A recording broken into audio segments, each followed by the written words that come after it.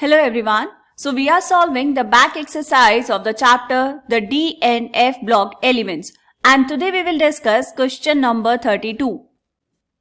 So the question is, name the members of the lanthanoid series which exhibit +4 oxidation states and those which exhibit +2 oxidation states. Try to correlate this type of behavior with the electronic configurations of these elements.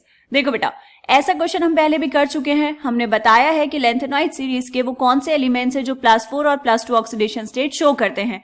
अब यहाँ पर आपको क्या करना है, आपको बताना है कि क्या हम उस बिहेवियर को उनके इलेक्ट्रॉनिक कॉन्फ़िगरेशन के साथ रिलेट कर सकते हैं. ये हम वहां पर डिस्कस करने वाले हैं. ठीक है, तो इसका आंसर क्या हो जाएगा. +4 ऑक्सीडेशन स्टेट कौन कौन शो करता है बेटा. +4 ऑक्सीडेशन स्टेट शो करता है सीरियम.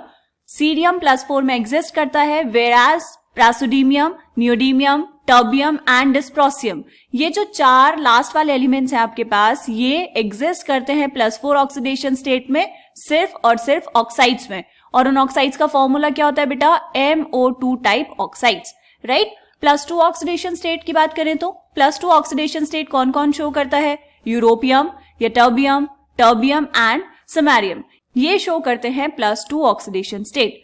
अब देखो बेटा, अगर हम यहां पर बात कर रहे हैं सीरियम की, सीरियम का एटॉमिक नंबर कितना, सीरियम इज 58.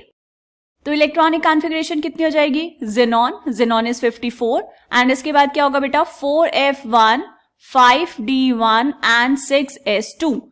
तो सीरियम +4 कितना हो जाएगा, ये 4 इलेक्ट्रॉन्स यहां से बाहर चले जाएंगे, एक f ऑर्बिटल से, एक d ऑर्बिटल से एंड 2 s ऑर्बिटल से. तो इलेक्ट्रॉनिक कॉन्फ़िगरेशन जो यहां पर आएगी वो होगी बेटा noble gas configuration, right. And क्योंकि नोबल गैस कॉन्फ़िगरेशन में एग्जिस्ट करेगा, इसीलिए सीरियम +4 ऑक्सीडेशन स्टेट शो करता है.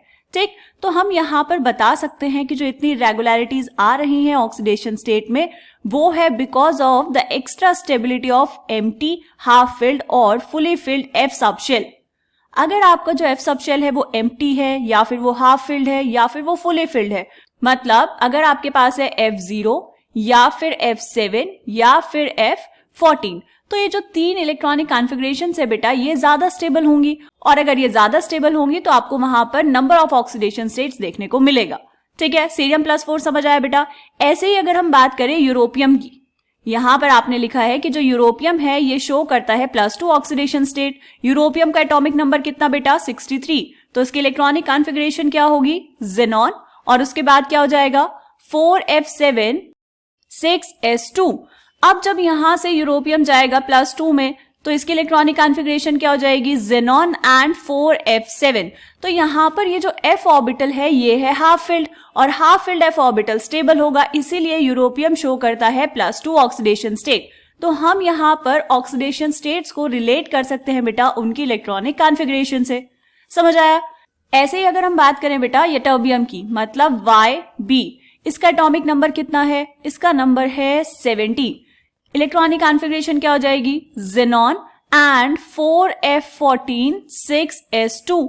तो जब ये बनाएगा +2 आयन, तो क्या होगा बेटा, इसकी इलेक्ट्रॉनिक कॉन्फ़िगरेशन हो जाएगी ज़ेनॉन एंड 4f14.